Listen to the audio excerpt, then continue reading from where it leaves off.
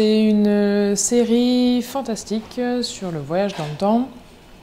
Deux personnages, donc à notre époque moderne, qui se retrouvent piégés au Moyen-Âge en 1035 en Normandie, à l'époque de Guillaume le Conquérant. Et donc toute la saison 1, ils vont suivre l'histoire de Guillaume, ils vont découvrir son histoire et puis essayer de rentrer chez eux sans faire trop de dégâts à l'histoire. Alors le premier épisode est intégralement tourné en Normandie pour tout ce qui est décor actuel, pour l'hôtel, pour même l'église et tout, qui est vraiment très très chouette, c'est en Normandie. Pour le deuxième épisode, on aurait adoré tourner en Normandie dans des décors existants.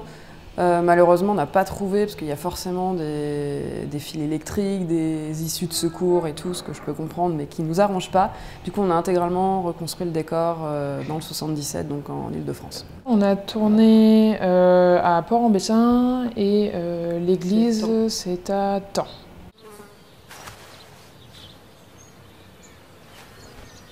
C'est quoi cette blague là? On a créé une série où on voulait intégrer un voyage dans le temps.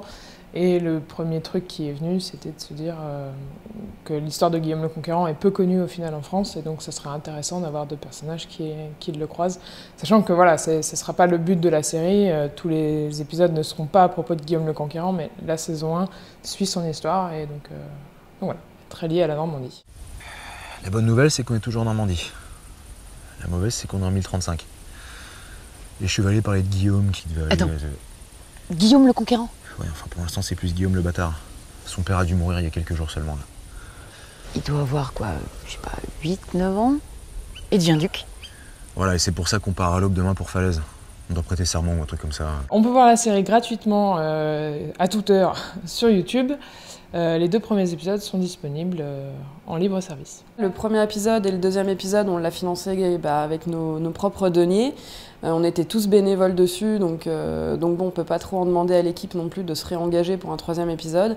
Là, le but, c'est de trouver une production, de trouver des diffuseurs, de trouver des sous pour tourner le troisième épisode, puis les 10 suivants, parce qu'on a prévu 15 épisodes pour la première saison.